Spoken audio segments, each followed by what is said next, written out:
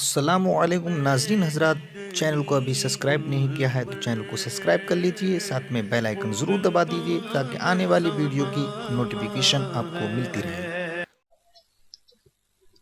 جتنی بھی عبادتیں اللہ عز و جل نے اس امت پر فرض فرمائیں، ان ساری چیزوں کی فرضیت کے حوالے سے مولا نے زمین پر اپنے محبوب صلی اللہ تعالی علیہ وسلم کو فرضیت کا حکم عطا فرمایا، لیکن واحد نماز ایسی عبادت ہے کہ میرے کریم نے عرش پر بلا کر اس نماز کے تحفے کو امت کے لیے عطا فرمایا۔ میرے پیارے آقا صلی اللہ تعالی علیہ وسلم کے پیارے دیوانوں، انبیاء کرام علیہ الصلوۃ والسلام کی حیات طیبہ کا مطالعہ کریں،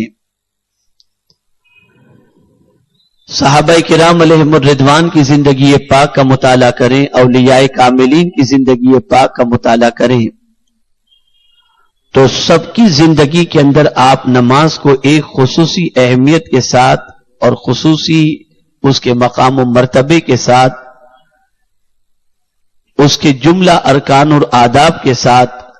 ان سارے حضرات کو نماز کی ادائیگی کرتے ہوئے آپ دیکھیں گے۔ نماز کوئی معمولی عبادت نہیں ہے، نماز ایک ایسی عبادت ہے کہ اللہ عز و جل کا بندہ جب نماز کی حالت میں ہوتا ہے تو گویا وہ اپنے رب سے راز و نیاز کی باتیں کر رہا ہوتا ہے، اور یہی نماز جب خدا کا بندہ اللہ عز و جل کی بارگاہ کے اندر تحفہ نماز پیش کرنے کے لیے آمادہ ہوتا ہے تو یہی نماز اسے پل کے جھپکتے بلندی کے اس مقام تک پہنچا دیتی ہے جس مقام پر دوسری عبادتیں اسے نہیں پہنچا پاتی۔ میرے پیارے آقا صلی اللہ تعالی علیہ وسلم کے پیارے دیوانوں، ہر نبی پر نماز تھی، ہر نبی نے اپنی امت کو نماز کی تعلیم دی، ہر نبی نے اپنے بیٹے کو نماز کی تعلیم دی، ہر نبی نے اپنے بیٹے کے لیے نماز کے لیے دعائیں کی۔ خود خانہ کعبہ کی تعمیر کرتے ہوئے حضرت ابراہیم علیہ السلام نے بہت ساری دعائیں کی، اور اسی طریقے سے جب حضرت ابراہیم علیہ السلام نے بارگاہ سمدیت میں یہ دعا کی تھی، رب ہب لی من الصالحین، اللہ نے اس دعا کو قبول فرما کر حضرت اسماعیل کی شکل کے اندر ایک بیٹا عطا فرمایا، تو بیٹے کی ولادت پر سب سے پہلے جو دعا حضرت ابراہیم علیہ السلام نے فرمائی وہ دعا یہی تو تھی، رب اجعلنی مقیم الصلاۃ ومن ذریتی ربنا وتقبل دعا۔ آپ اندازہ لگائیں، کلیم اپنے بیٹے کے لیے اور اپنے لیے نماز کی پابندی کے حوالے سے دعا کر رہے ہیں۔ اے رسول اعظم صلی اللہ تعالی علیہ وسلم کے دیوانوں، نماز افضل العبادات ہے، اور قرآن مقدس میں ایک مقام پر نہیں بے شمار مقامات پر اللہ رب العزت جل جلالہ نے نماز کا حکم دیا، اقیم الصلاۃ فرما کر نماز قائم کرنے کا حکم عطا فرمایا، اور بندوں کو نماز کی حالت میں جب وہ سجدے میں پہنچ جاتا ہے تو اس سجدے کی دولت سے مالا مال ہونے والے بندے کو اللہ گویا یوں فرماتا ہے، اے سجدے میں جانے والے بندے، تو بظاہر تو اپنا سر میری بارگاہ میں جھکایا ہے، لیکن حقیقت یہ ہے تیرا یہ جھکنا تجھے میرے قرب کی دولت سے مالا مال کر دیا کرتا ہے۔ اے رسول اعظم صلی اللہ تعالی علیہ وسلم کے دیوانوں، کسی عبادت کے لیے مؤذن کا یا بلانے والے کا اہتمام نہیں کیا گیا، لیکن نماز ایک ایسی عبادت ہے کہ دن میں 5 مرتبہ مؤذن اس عبادت کے لیے آواز دیتا ہے۔ حج کے لیے آواز دینے والا نظر نہیں آتا، زکوٰۃ کے لیے آواز دینے والا نظر نہیں آتا، روزے کے لیے آواز دینے والا نظر نہیں آتا، لیکن دن میں 5 مرتبہ مؤذن اپنی اللہ عز و جل کی بارگاہ کے اندر، اللہ عز و جل کی بارگاہ میں جبین نیاز کو جھکانے کے لیے اور نماز کی طرف آنے کے لیے اللہ کے بندوں کو دعوت دیتا ہے۔ حی علی الصلاۃ کی ندا اس کی زبان پر ہوتی ہے۔ آپ ذرا سوچو، یہ عبادت اتنی عظیم ہے کہ دن میں 5 مرتبہ اللہ عز و جل کی بارگاہ کے اندر جبین نیاز جھکانے کے لیے ایک منادی کو مقرر کیا جاتا ہے، جو منادی اللہ کے بندوں کو مسجد کی طرف آنے کے لیے اور نماز کی طرف آنے کے لیے دعوت دے۔ میرے پیارے آقا صلی اللہ تعالی علیہ وسلم کے پیارے دیوانوں، اب آئیے نماز کی حیثیت کے حوالے سے اور نماز میں کیے جانے والے اعمال کے حوالے سے ہم تھوڑی دیر کے لیے سمجھنے کی کوشش کریں اور اس کے بعد اس کے اسرار و رموز کو سمجھیں اور یہ محسوس کریں انڈیویژل ٹریننگ کے اندر نماز کا رول کتنا اہم ہے۔ آپ ذرا سوچو، دنیا میں انسان سخاوت بھی کرتا ہے، دنیا میں انسان بہت سارے نیک کام کرتا ہے، دنیا میں انسان بہت سارے اچھے کاموں کا مرتکب ہوتا ہے، دنیا میں انسان بہت سارے بھلائی کے کام کرتا ہے، دنیا میں انسان اللہ عز و جل کی رضا کے لیے خوب کرتا ہوا نظر آتا ہے، لیکن اللہ اکبر، نماز کی طرف بڑھنے والے انسان کو ایک ایسی سوچ اللہ عطا فرماتا ہے جس سوچ کی بنیاد پر اللہ عز و جل کا وہ بندہ جو بھی نیک کام کرے وہ نیک کام بارگاہ سمدیت میں مقبولیت کی سند بن جائیں۔ آپ ذرا سوچو، ابھی بندے نے ارادہ کیا نماز کا، وہ نماز پڑھنا چاہتا ہے تو نماز سے پہلے نیت کو شرط قرار دے دیا گیا، اور نیت میں بندہ کہتا کیا ہے؟ اللہ اکبر، یہی تو کہتا ہے کہ میں نماز پڑھتا ہوں اللہ کے لیے، میں نے نیت کی اللہ کی بارگاہ کے اندر جبین نیاز جھکانے کی، میں اللہ عز و جل کی طرح اللہ عز و جل کی رضا کے لیے میں نماز کا ارادہ کر رہا ہوں۔ آپ ذرا سوچو، نماز پڑھنے والا بندہ اللہ کے لیے نماز پڑھتا ہے، اپنی نیت کے اندر للہ کا لفظ استعمال کرتا ہے اور گویا یہ کہہ رہا ہے یہ نماز کسی انسان کو دکھانے کے لیے نہیں، یہ نماز کسی انسان کو رجھانے کے لیے نہیں، یہ نماز انسان میں شہرت و سربلندی کے لیے نہیں،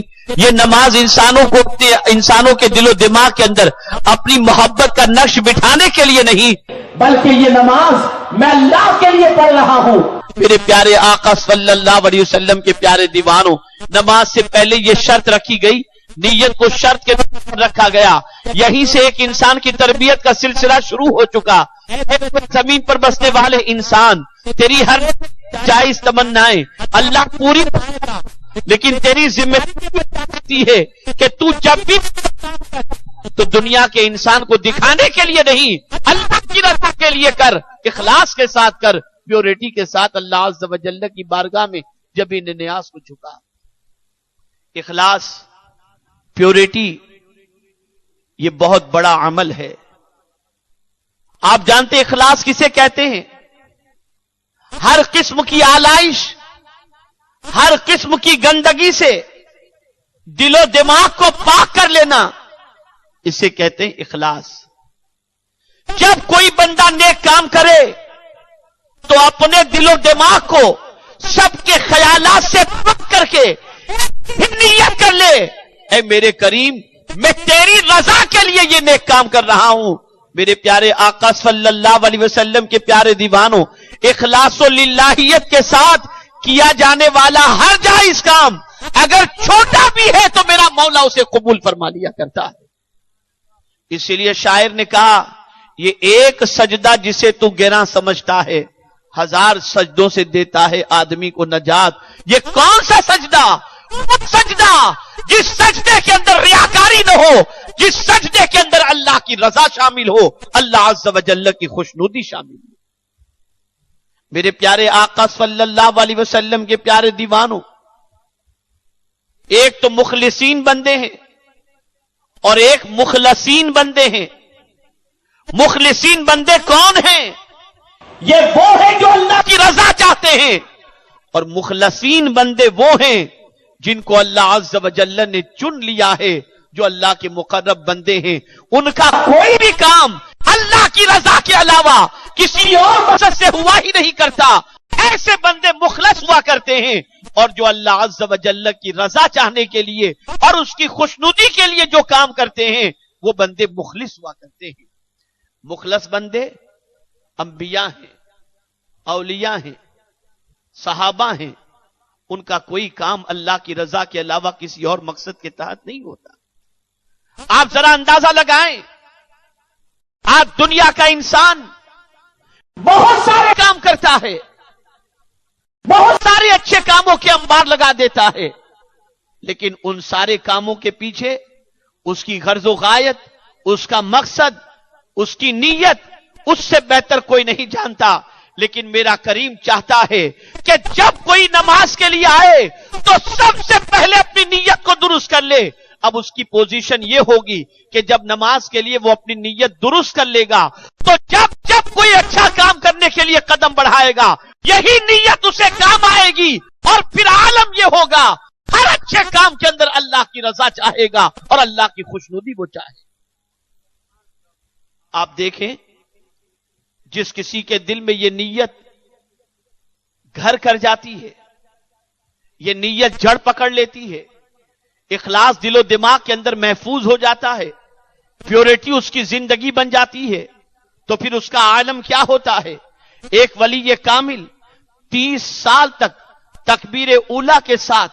انہوں نے جماعت کے ساتھ نمازیں ادا فرمائی. 30 سال با جماعت تکبیر اولا کے ساتھ انہوں نے نماز ادا فرمائی، اور ان 30 سالہ نماز کی ادائیگی کے بعد ایک مرتبہ ایسا ہوا کہ وہ نماز کے لیے جب فجر میں مسجد میں پہنچے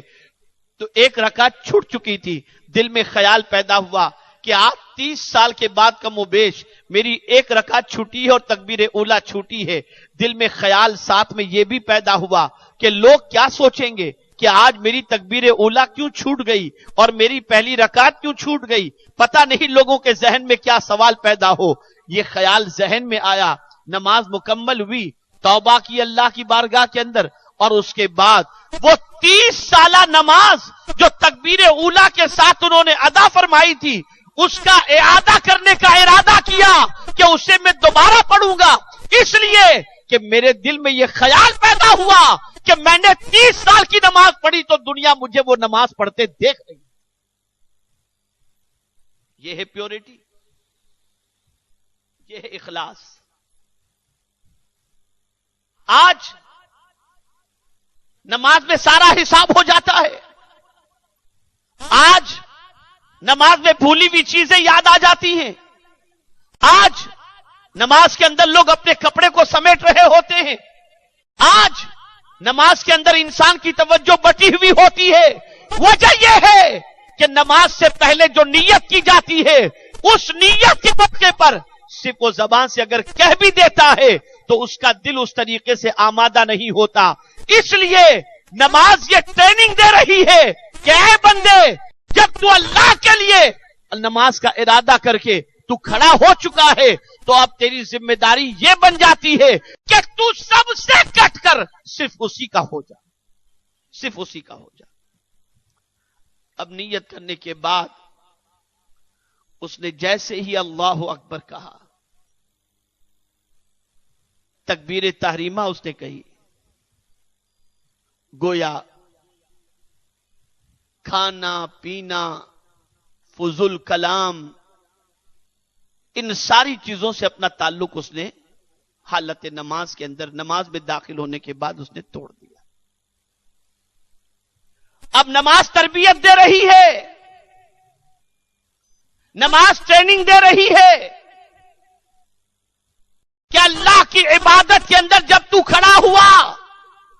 اور نماز جب تو نے شروع کر لی تو اللہ اکبر کہتے ہی حلال چیزوں سے ہاتھ روک لیا،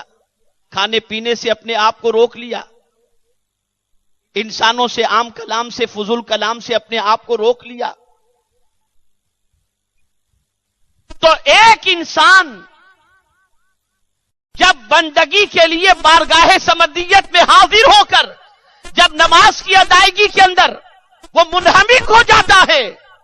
تو ان ساری چیزوں سے اپنا رشتہ توڑ دیتا ہے. تو اب یہ نماز تربیت دیتی ہے کہ جس خدا کی بندگی کے لیے تو کھڑا ہوا اور نماز تو نے شروع کر دی تو وہ حلال چیزیں بھی اس کے قریب بھی تو نہیں جاتا. تو اب نماز کے بعد اللہ عز و جل نے جن چیزوں کو حرام فرمایا ہے نماز سے نکلنے کے بعد تو ان حرام چیزوں کی طرف بھی اپنا قدم نہ بڑھا. اور پھر کیا ہوتا ہے، اگر شافعی ہے تو سینے پر، حنفی ہے تو ناف کے نیچے وہ ہاتھ باندھ لیتا ہے. شیخ عبدالحق محدث دہلوی رحمت اللہ تعالی علیہ ناف کے نیچے ہاتھ باندھنے کے حوالے سے ارشاد فرماتے ہیں کہ چونکہ وسوسے شیطانی اور نفسانی خواہش کا مرکز ناف کے نیچے سے ہوتا ہے،